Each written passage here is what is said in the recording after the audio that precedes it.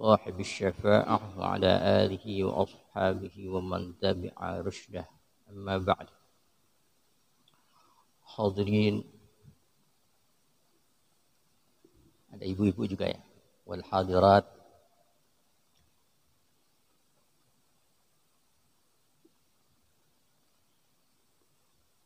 jamaah salat subuh Masjid Al-Qadar yang sama-sama dimuliakan oleh Allah. Alhamdulillah, kita dalam keadaan sehat walafiat, di mana kita pada hari ini, pada saat ini berada di tanggal 15 bulan Sya'ban. Ya, tadi malam sudah nisfu Sya'ban. Belum. Malam ini. Ya, kalau di tempat kami tadi malam, karena hitungan malam nisfu Sya'ban malam yang ke-15 gitu. Karena bisa jadi bulannya cuma 29, kita tidak tahu ya. Tapi enggak masalah, niatnya sama-sama baiklah insyaallah ya. Mudah-mudahan sebagaimana yang diajarkan oleh baginda Rasul, setiap memasuki bulan Rajab kita dianjurkan untuk berdoa, Allahumma barik lana fi Rajab wa Sya'ban wa ballighna Ramadan. Mudah-mudahan Allah sehatkan kita sehingga kita sampai kepada bulan Ramadan. Bulan Ramadan bulannya umat Nabi Muhammad. Bulan Rajab syahrullah, bulannya Allah. Bulan Sya'ban syahri, bulannya Nabi. Begitu kata beliau. Kita menunggu jatah kita, yaitu bulan umat Muhammad, bulan Ramadan. Nah, berkaitan dengan bulan Rajab, sudah lewat peristiwa Isra wal Mi'raj. Disebut dengan syahrullah atau bulannya Allah. Pada bulan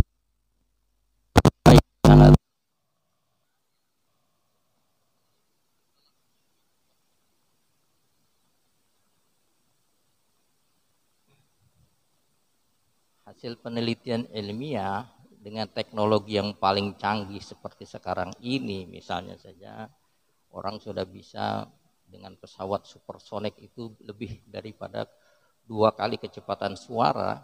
Ya, kalau itu diberlakukan pada peristiwa Isra wal Mi'rajnya Nabi besar Muhammad sallallahu alaihi wasallam, menghitung jarak jauh perjalanan beliau sampai ke langit ke-7, sampai ke Sidratil Muntaha, sampai menghadap hadirat Allah.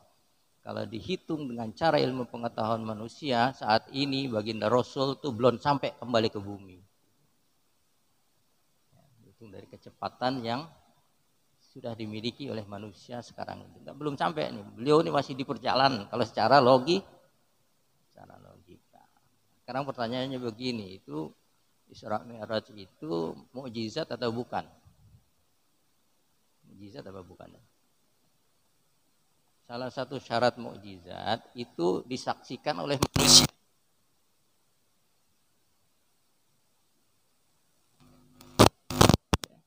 Perginya nggak diantar, pulangnya nggak dijemput. Nah, itu ya. Ini kembali lagi. Allah kehendaki, apa beliau sudah mau ya jadi gitu. Nah, kalau secara logika itu jarak antara Mekah dengan Masjidil Aqsa di Palestina ya, itu jaraknya kurang lebih 1.500 km. Ada peristiwa yang lebih hebat, yaitu peristiwa dipindahkannya istana Ratu Bilqis ya, pada zaman Nabi Sulaiman. Itu di Yaman Selatan, itu jaraknya dari Mekah sampai ke Yaman. Tempat posisinya Ratu Bilqis itu 4.000 km. Jadi lebih spektakuler gitu. Kalau dari sisi Isra-nya ya, perjalanan, tapi Mi'rajnya ini kan. Nah, itu ya. Nah, ketika itu kan pada zaman Nabi Sulaiman itu ingin menghukum seekor burung, kan Nabi Sulaiman mengadakan rapat besar, semua burung, manusia, jin, semua dikumpulin tuh ya. Begitu dikumpulin, ada satu yang nggak datang kan, yaitu burung bulbul ya, kita tahu ya sejarahnya seperti gitu kan. Mana nih burung bulbul sampai dia datang terlambat, sehingga ketika dia datang ke hadapan Nabi Sulaiman nanya, kamu dari mana? Kenapa kamu terlambat? Maka nanti ku potong kamu, ku penggal lehermu gitu kira-kira lah begitu bahasanya ya. Ini kedengaran aja ya, kedengaran ya. Dengaran ya. Jelas ya. Sehingga burung bulbul ini beralasan seperti gini alibinya. Wahai Tuan Raja Sulaiman bahasa kekiniannya gitu. Begini Tuan Raja, ini ada yang harus engkau datangi. Siapa? Itu di kerajaan Sabah, itu kan kerajaan Sabah ada seorang ratu namanya Ratu Balqis. Dia itu tidak menyembah Allah. Engkau harus dakwah ke sana, kira-kira gitulah alasannya. Itu burung bulbul itu begitu. Engkau harus ke sana, engkau harus mendakwahi supaya dia beribadah kepada Allah gitu. Maka tergelitiklah Nabi Sulaiman yang waktu itu raja, informasi dari burung bulbul ini. Di mana tempatnya? Oh, di sana. Maka dia kumpulkan dari semua yang hadir. Nabi Sulaiman begini berpikir, wahai saudara-saudara sekalian, siapa yang bisa mendatangkan istananya Ratu Bilqis ke hadapanku? Gitu ya. Maka ketika itu berdirilah iblis gitu ya. Jadi Sulaiman itu menulis surat kepada Ratu Bilqis. Isi suratnya itu ada di dalam Al-Quran surah An-Naml 30-31 bunyinya begini. Innahu min Sulaiman wa innahu bismillahirrahmanirrahim. Alla ta'du alayya wa tuni muslimin. Jadi dalam suratnya bunyinya begitu. Ini aku Sulaiman kira-kira ya. Suratnya kepada Ratu Bilqis begitu. Sungguhnya aku ini Nabi Sulaiman dan aku menulis surat ini atas nama Allah yang Maha Pengasih lagi Maha Penyayang. Bunyinya gitu kira-kira ya. Kemudian dibunyikan begini. Alla ta'lu alayya wa'tuni muslimin. Bahasa sekarangnya kamu nih jangan macem-macem. Kamu datang ke sini berserah dirilah kamu kepada Allah kira-kira untuk masuk Islam kira-kira gitu. Begitu menerima surat ini, si Bilqis ini penasaran siapa orang yang berani menulis surat seperti ini gitu ya. Nah, ketika ada kabar bahwa Ratu Bilqis itu akan datang, dikumpulkan semua. Berdiri iblis. Jadi dikatakan dalam Al-Qur'an, qala ifrit minal jinni ana atika bihi qabla an takuma mim maqamik. Wa inni alaihi laqawiyyun amin. Kira-kira orang iblis Ifrit berkatalah Ifrit, aku bisa mendatangkan singgasana Ratu Bilqis itu sebelum engkau berdiri dari dudukmu. Kira-kira berapa detik tuh dari duduk ke berdiri? Ifrit ngomong begitu sama Nabi Sulaiman. Kata lagi, siapa lagi yang bisa? Jadi katakan qala alladhi 'indahu ilmun minal kitab. Ada seorang alim yang ahli ilmu kitab berkata kepada Nabi Sulaiman, ana atika bihi qabla ayjartadda ilaika tarfuk. Begitu kata orang berilmu. Aku bisa mendatangkan singgasananya Ratu Bilqis sebelum engkau membuka dari kerdipan matamu itu. Berapa detik kira-kira? Nah, kalau Ifrit tadi dari duduk ke berdiri, orang alim ini mengatakan cep. Maka seketika itu sudah datang itu.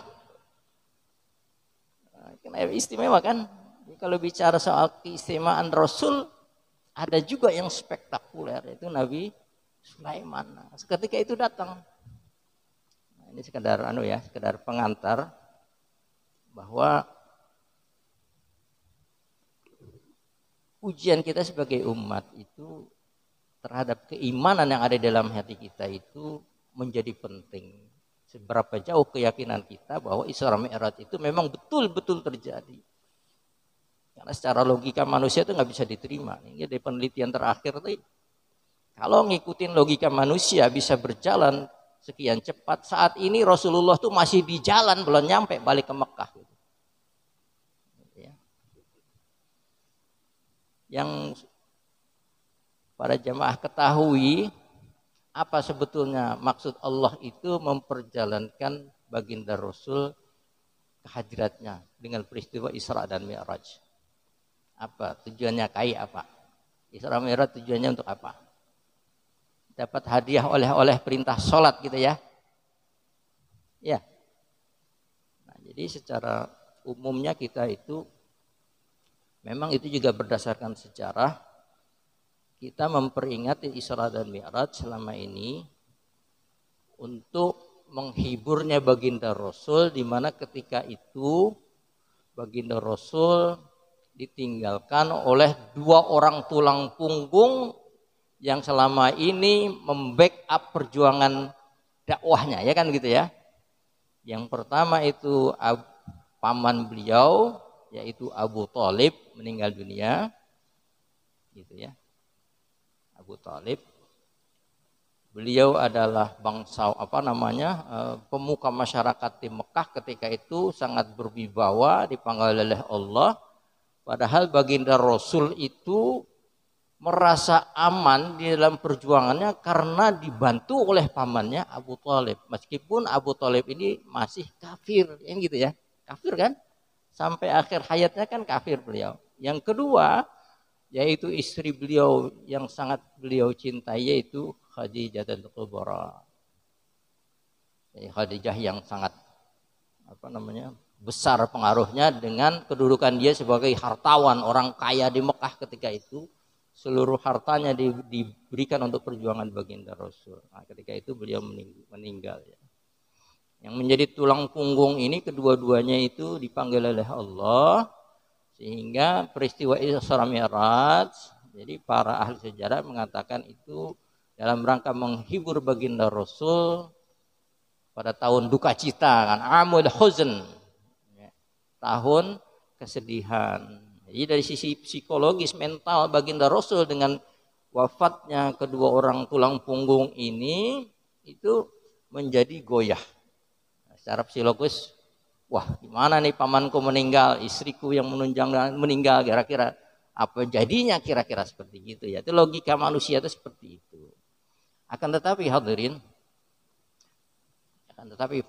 sebetulnya ada maksud lain mengapa Allah memanggil baginda Rasul untuk berjalan Isra dan Mi'raj dan menghadap kehadirat Allah. Jadi bukan sekedar untuk menghibur duka citanya baginda Rasul, akan tetapi ketika itu di zaman baginda Rasul berjuang itu ada mitos bahwasanya kan Rasul itu sudah mulai memproklamirkan diri sebagai utusan Allah, ya, sebagai utusan Allah.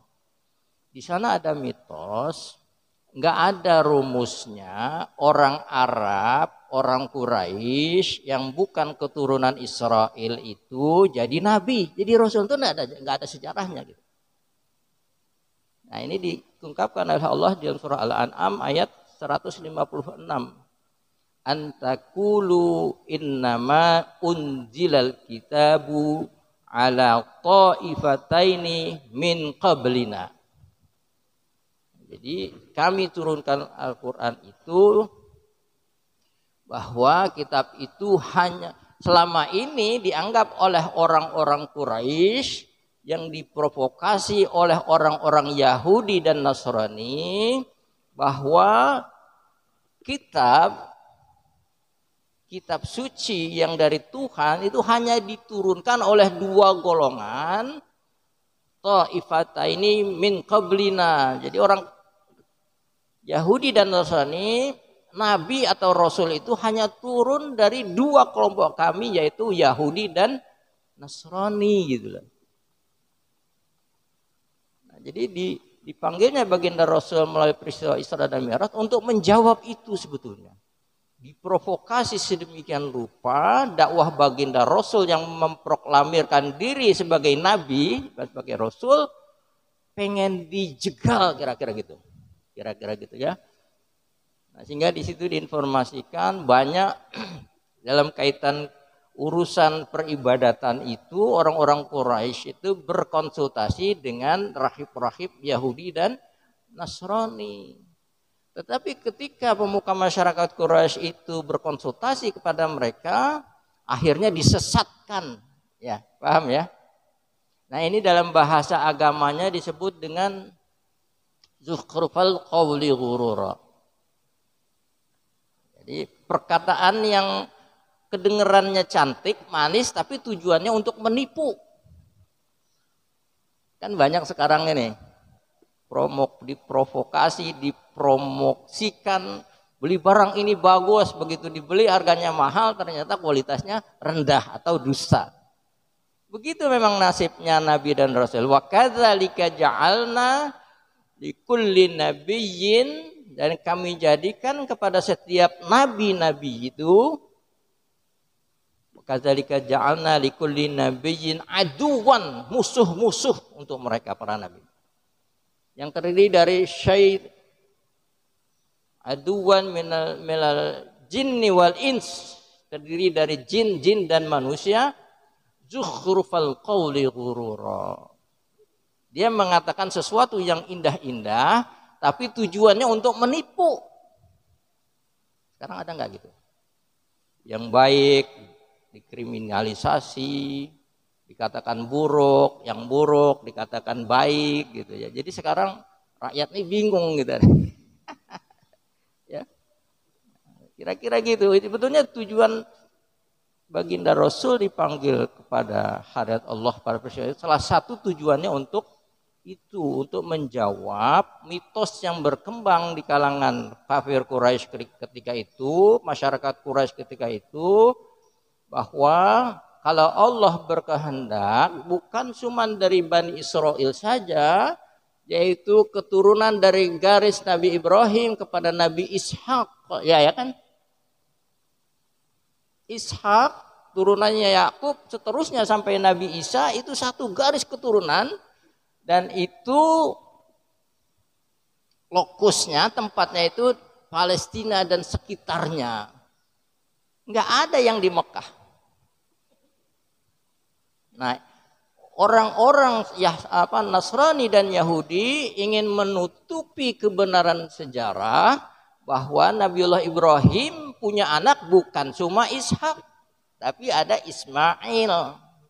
Nah, garis keturunan Ismail ini ditutup rapat bahwa enggak masuk akal, enggak logis kalau ada yang menjadi nabi atau rasul dari keturunan yang bukan keturunan Bani Israel, yaitu Nasrani dan Yahudi. Nah, salah satu keturunan dari Nabi Ishak itu ada yang namanya Yahuda. Ini asal kata dimulainya orang Yahudi itu disebut sebagai Yahudi, gitu lah. Kira-kira seperti gitu. Ini diprovokasi begitu, nggak ada istilahnya lah. Bapaknya ini, kok tiba-tiba jadi nabi, kira-kira seperti gitu. Dalam rangka untuk untuk menjawab sebetulnya. Jadi ketika baginda Rasul itu memproklamasikan diri dia sebagai nabi, itu selalu dibilang dusta, bohong. Dan orang-orang yang diprovokasi terutama tokoh-tokoh masyarakatnya dan dari keluarga inti baginda Rasul sendiri, kan gitu. Baik itu pamannya Abu Thalib, Abu Lahab, Abu Jahal, Abu Gosok, abu-abu yang lain. Itu yang diprovokasi supaya bahwa nggak masuk akal, nggak ada logikanya baginda Muhammad itu adalah nabi karena dia bukan dari keturunan Yahudi. Makanya itu ketika baginda Rasul berangkat Isra dan Mi'raj, dia berangkat kira-kira ba'da Isya, tengah malam sebelum subuh sudah kembali, tidak ada satupun yang melihat, kan gitu. Bahkan dikatakan tempat duduknya aja masih panas gitu kan.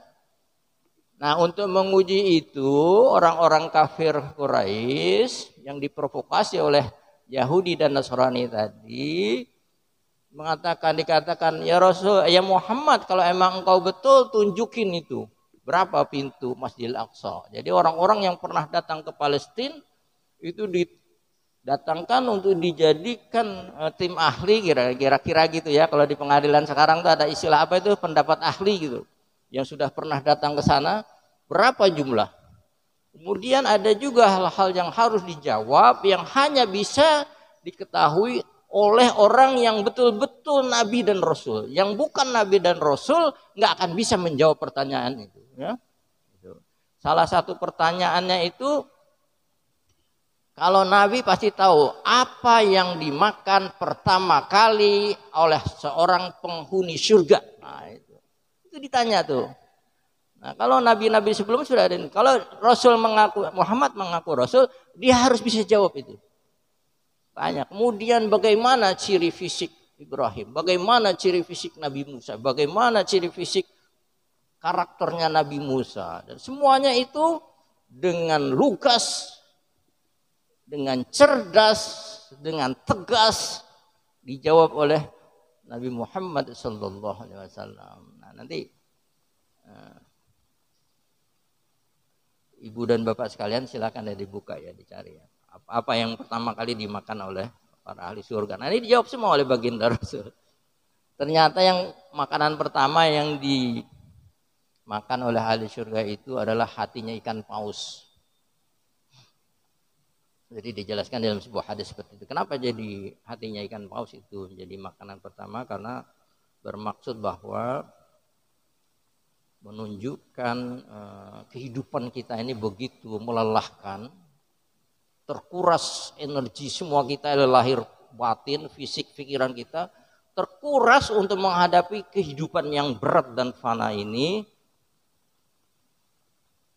Dan ternyata hati ikan paus adalah, kalau dianalogikan ya, meskipun tidak seperti itu, ini hanya pengibaratan, itu adalah obat yang sangat bagus. Paus itu menggambarkan penjelajahan ke seluruh penjuru bumi yang tidak ada henti-hentinya. Kira-kira begitu. Itu semua itu dijawab oleh Rasul Muhammad SAW. Jadi yang ingin dikatakan adalah bahwa Ar-Rajab itu, bulan Rajab itu syahrullah. Ketika Allah menginginkan sesuatu tidak ada yang sulit. Dan Rasulullah di sini kan ada beberapa tempat yang dikunjungi oleh baginda Rasul sebelum Mi'raj ya. Seperti Masjidil Haram. Masjidil Haram ketika itu belum masjid kan, ketika itu masih banyak berhala-berhala di sekitar masjid. Nah, kalau dikatakan Masjidil Haram dan Masjidil Aqsa, sebetulnya waktu itu sudah ada belum tuh Masjidil Haram? Masjidil Aqsa waktu itu sudah ada atau belum? Gitu ya. Jadi memang ini sungguh ujian keimanan yang sangat luar biasa. Yang dikunjungi Masjidil Haram, kita tahu dibedah ada Rasul ya, dalam keterangan tentang Isra Mi'raj itu. Kemudian ke Madinah, ini tempat kamu nanti akan hijrah. Kemudian ke Bukit Tursina, di situ Nabi Musa pernah bertemu, berbicara langsung kepada Allah. Kemudian baru ke Bethlehem, tempat keyakinannya umat Nasrani, tempat lahirnya Nabi Isa dikatakan. Kemudian baru ke Palestina, Masjidil Aqsa, di mana lewat Masjidil Aqsa baginda Rasul itu Mi'raj. Nah, ini jam berapa nih? Jam ya. Nah, ini kira-kira hal penting yang jarang barangkali kita dengar dari peristiwa Isra Mi'raj itu ya. Peristiwa Isra Mi'raj untuk menguji, mengasah ketajaman baginda Rasul, di mana di dalam peristiwa Mi'raj itu terjadi komunikasi langsung baginda Rasul dengan rasul-rasul yang terdahulu. Dari mulai Nabi Adam begitu terus sampai Nabi Isa. Ini dikatakan untuk membekali baginda Rasul ketika nanti dia pulang ditanya oleh kaum Nasrani dan Yahudi, kalau memang kamu Isra Mi'raj, kalau kamu harus tahu tanda-tanda kenabian, bagaimana ciri nabi-nabi terdahulu, sehingga terjawablah gitu. Ketemu dengan senior-seniornya baginda Rasul kan? Ketemu dengan para senior-seniornya. Nah, itu menurut Al-Imam As-Suyuti di dalam kisah tentang Isra dan Mi'raj, bertemunya Nabi Shallallahu Alaihi Wasallam dengan para senior itu untuk menjawab mitos bahwa Nabi Muhammad bukan dari keturunan Yahudi. Nah, kalau bahwa Nabi itu hanya keturunan dari auladi Yakub, anak keturunannya Yakub, yang bukan dari itu bukan Nabi dan Rasul.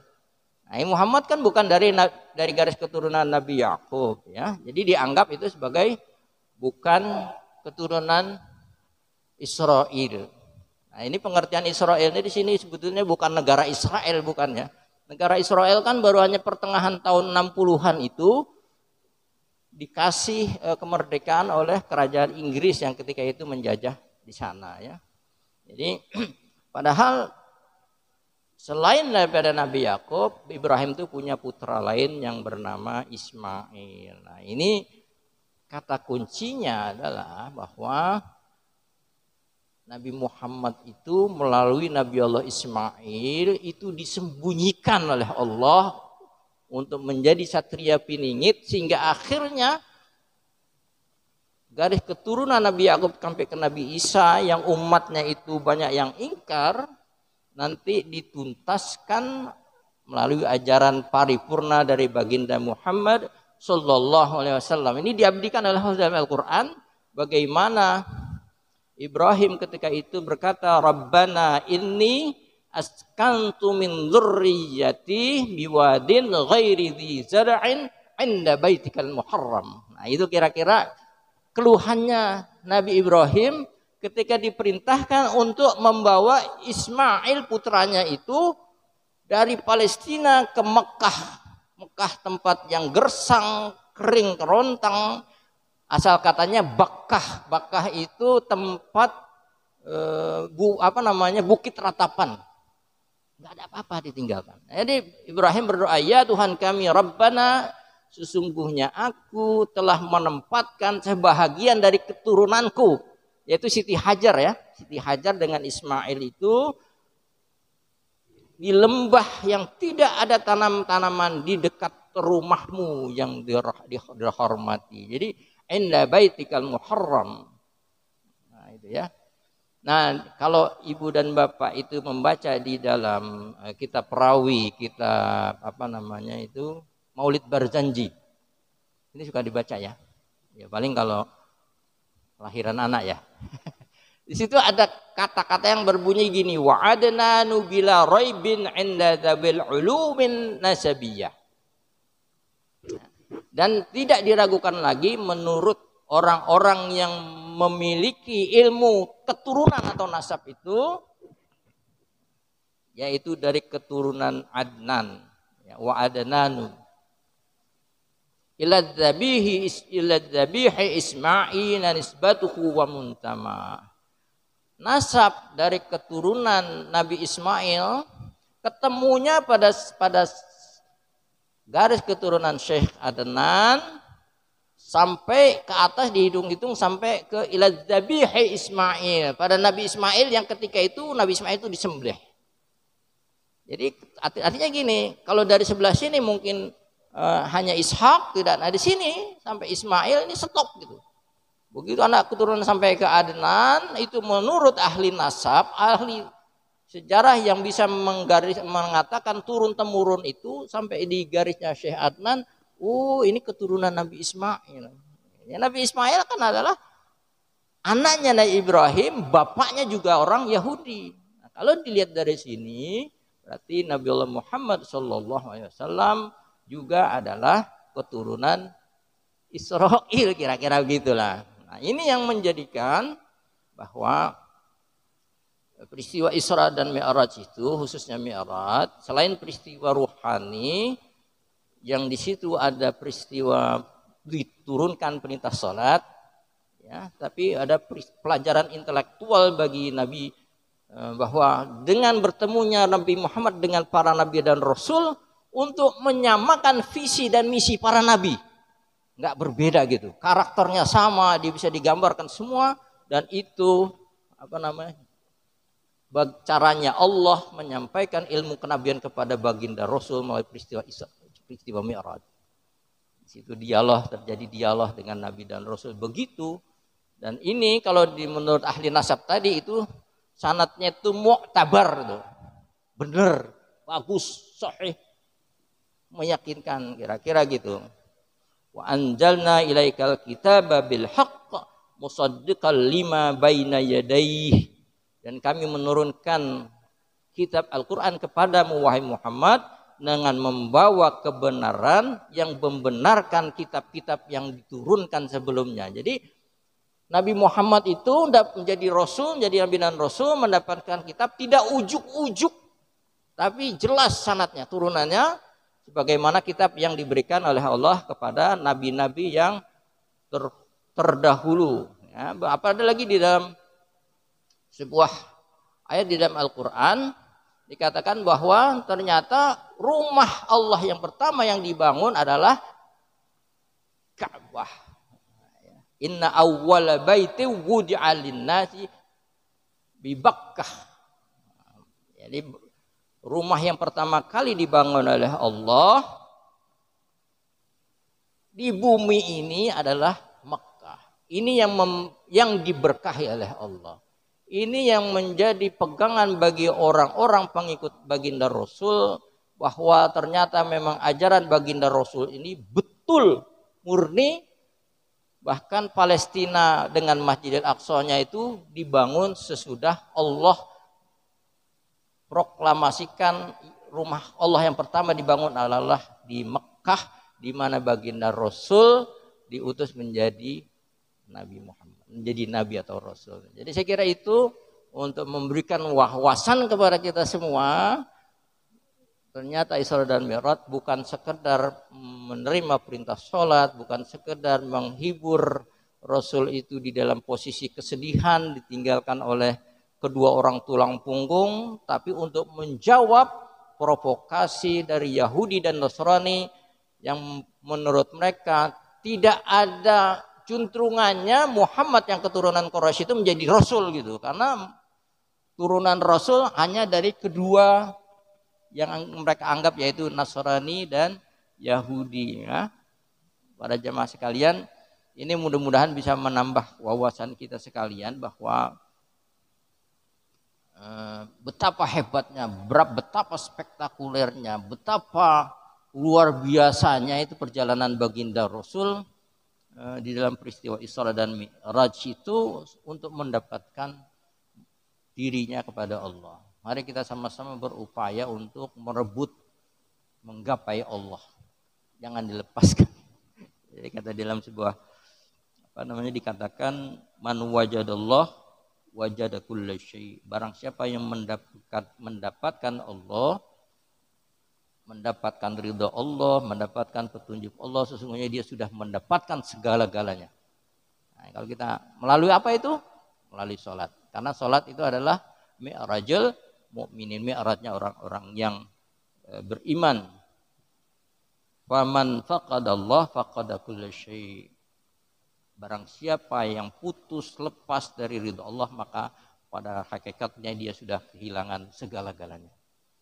Kita maksimalkan sisa umur yang ada di dalam diri kita yang dianugerahkan oleh Allah untuk memaksimalkan, meraih, menggapai karunia dari Allah, keridhaan Allah.